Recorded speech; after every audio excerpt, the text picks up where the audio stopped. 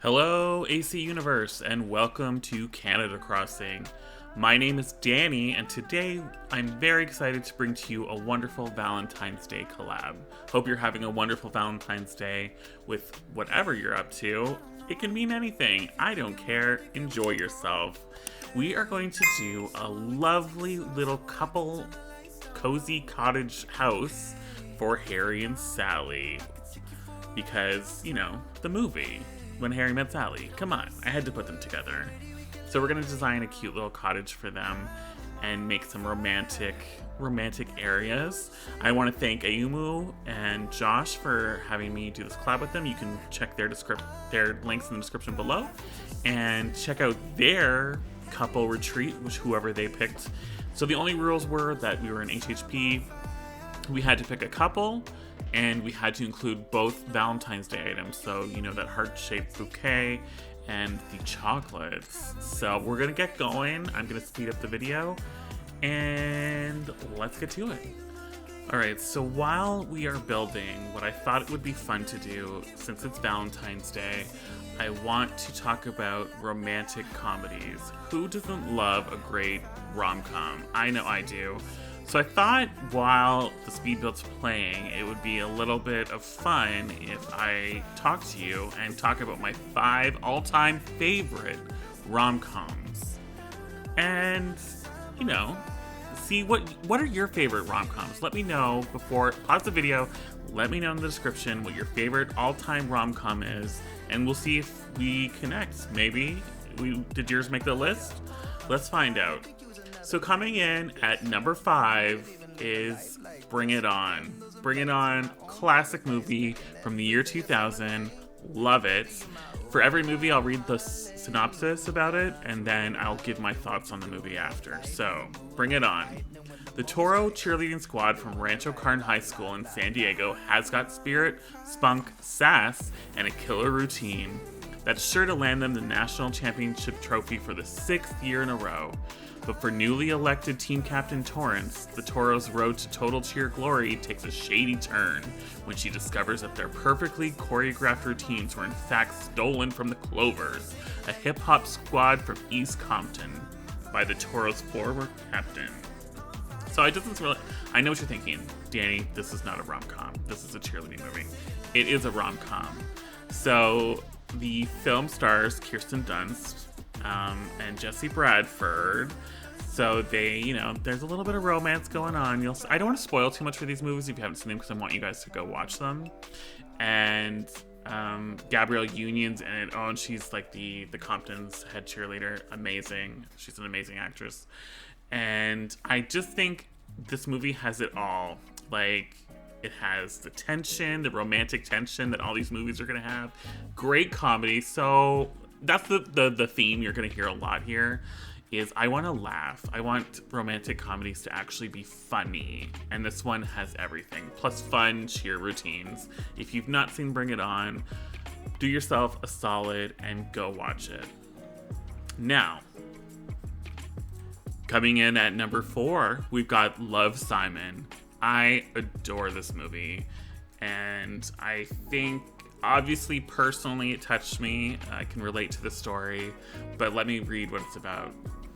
Everyone deserves a great love story, but for 17-year-old Simon, it's a little more complicated. He hasn't told his family or friends that he's gay, and doesn't know the identity of the anonymous classmate that he's fallen for online. Resolving both issues proves hilarious, terrifying, and life-changing. It's so true. I think what shocked me most about this movie was that it was really funny, and it's kind of the outside characters, especially, I think, the adults in this movie, because it's, teenage high school comedy or rom-com. But, the staff at the school, are all hilarious. And Simon's kind of gang of friends are really good, and the actor who plays Simon, Nick Robinson, does an amazing job of this movie. And his best friend is played by Catherine Langford, who you might know from 13 Reasons Why on Netflix. And she's obviously an amazing actress. And I think it's very emotional. The movie is obviously dealing with a subject that a lot of people, or some people, I should say, have to go through as a teenager or older. And deals with it in such a loving but very real way, and it really, I think, it's such a nice, beautiful story.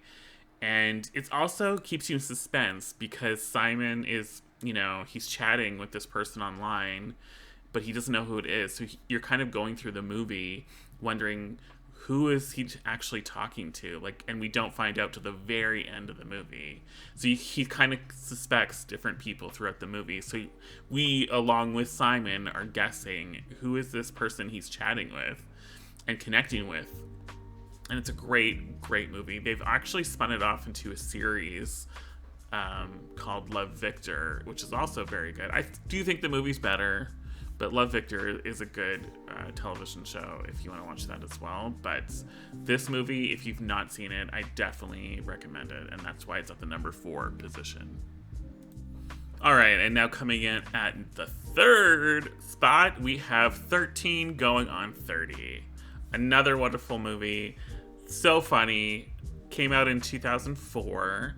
Stars the hilarious, wonderful actress Jennifer Gardner. And I love this movie, so let me just read the synopsis for you. A girl who's sick of the social strictures of...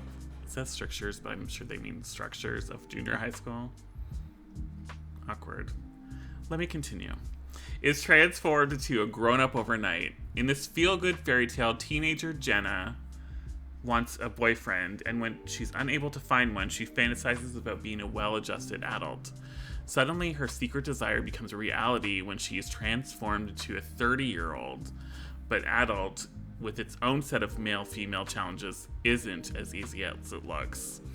I think the premise alone sounds so ridiculous, but it's done so well. And what I really love about it is she's, 13, this 13-year-old mindset in this 30-year-old's body. And, you have to think about yourself, what would you do and how would you act? And suddenly, not only that, but she was 13 in 1987 and now she's in, 2004. Obviously the world has changed a lot. So you're not only dealing with being older, but all, technology, everything around you is completely changed. And it's a great, so much comedy. The comedy is great. And she kind of, again, I don't want to give anything away too much, but the friends that she had when she was 13 show up in her life again when she's 30. So it's kind of interesting to see how things have changed and how these people in her life, and obviously, there's a love story. We're talking about, romantic comedy. So there's plenty of romance. And aside from all that, it's got a great soundtrack. And I think soundtracks can make or break a movie. If I'm going to be honest, I'm a big music person.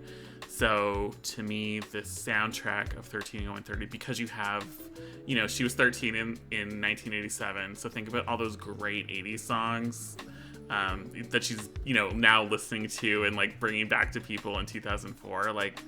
It's great. I don't want to spoil too much, but the Thriller dance scene alone is worth watching this movie. I'm telling you, it should be on your list. All right, we're getting down on the list. Have I mentioned any of yours yet?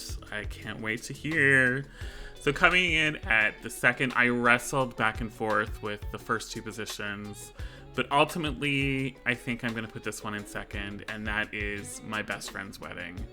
This movie is, we're going way back, 1997, but still such a classic. So many great scenes have come from this movie. I definitely think it's my favorite Julia Roberts movie, which is saying something because I love Julia Roberts. I think she's amazing in it. It's got Dermot Mulroney, Cameron Diaz, Rupert Everett. It's a great cast. Also great soundtrack. It's got a lot of good songs in it.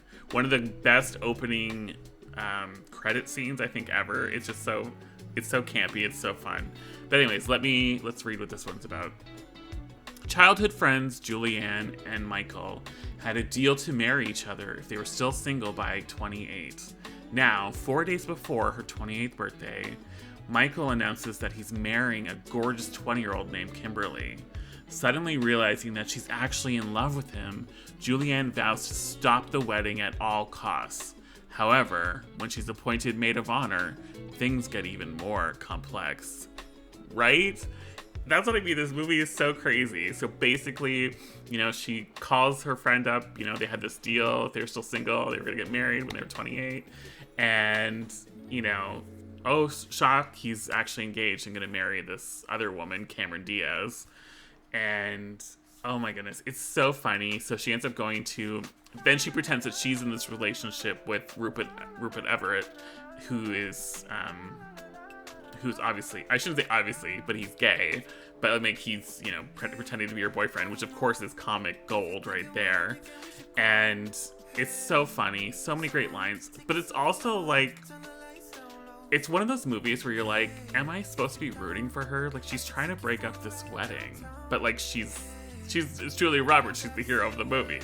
But she's trying to break up these people's weddings. And Cameron Diaz is this cute little young bride, and she's lovely in this movie. And you're thinking, oh, do I want her to break up this wedding? What's going on? But anyways, this movie is so good. It's got everything. I think it's got great performances. The writing is amazing. It's hilarious. And it also I like the way it ends. Again, I don't want to give out how these movies end, but I like a rom-com that throws the rules of a rom-com. Let's be real, all rom-coms follow a very standard formula. Boy meets girl, or boy or girl, or things are different, but you know what I mean. And there's some kind of obstacle, and then something happens and they're not together, but then they always end up together in the end. So when a movie kind of changes that up a bit, I always really enjoy that. And this movie really does change it up. And I think that's why it's, like I said, it was really wrestling back and forth to be my first or second. And I just think it gives you everything you could want from a rom-com and things you didn't know you wanted in a rom-com. And that's what I mean. It's giving you some spice. Spice is not the right word. Some kind of twists and turns that you didn't think you ever needed. And I think that's what I really liked about it. But the ending is still satisfying, even though it's not traditional, if that makes any sense. Let's move on. And coming in at number 1, we have The Proposal. This movie is wonderful. It's beautiful. It's hilarious. It's a great love story. Great cast. Sandra Bullock, you knew she was going to be on this list. Ryan Reynolds have great chemistry. What more can I say?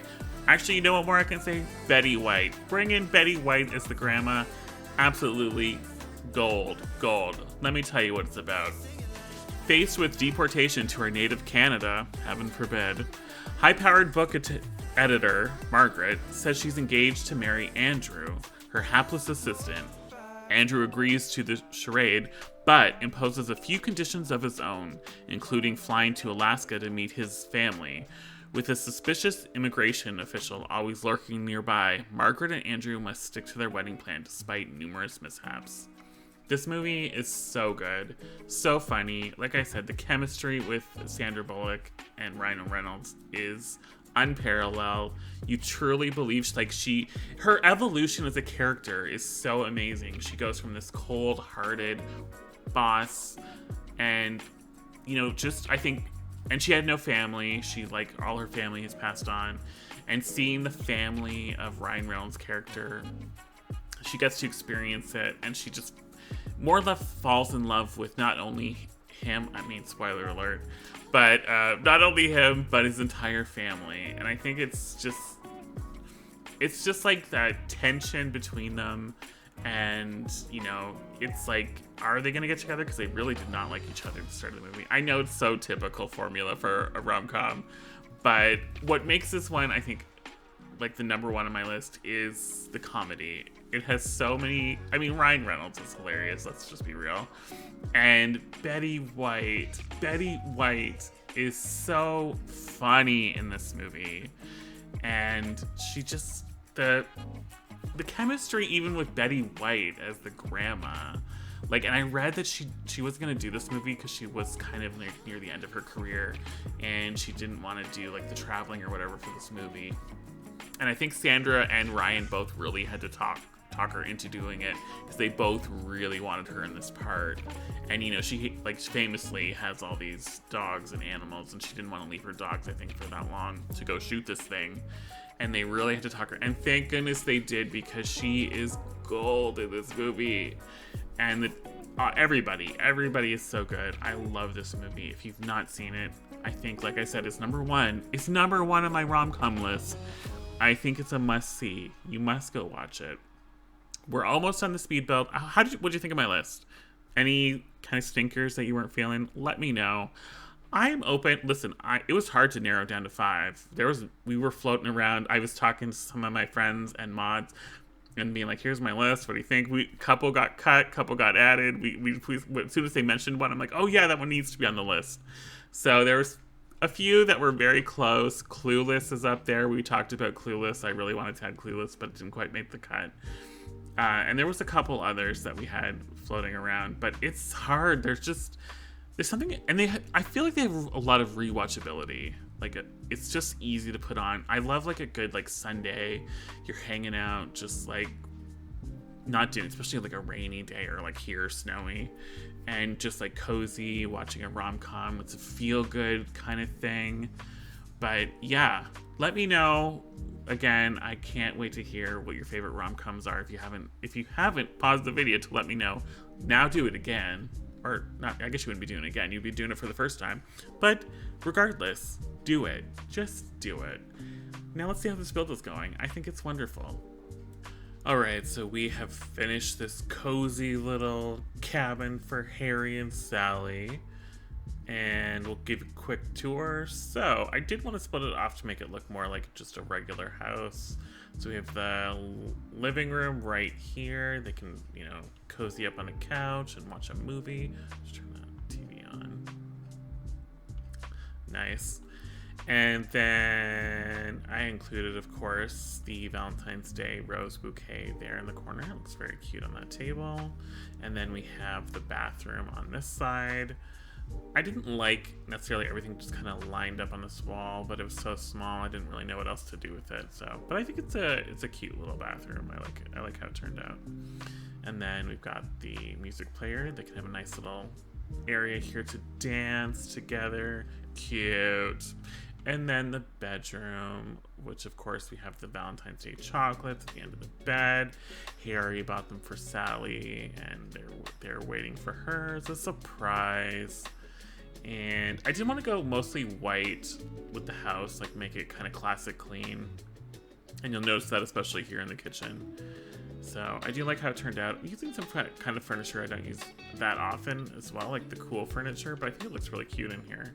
And they've got some spaghetti. We can do like Lady and the Tramp with the spaghetti meal, and it's cooking on the stove, and I like the cute little cubby for like a laptop computer area off the kitchen, because it's kind of practical for people to have.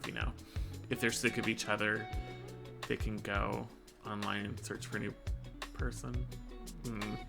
That's probably not what Valentine's Day is supposed to be about. Anywho, don't forget to check out everybody else's videos. There will be in the description below. Thanks so much for watching, and I will see you in the next one.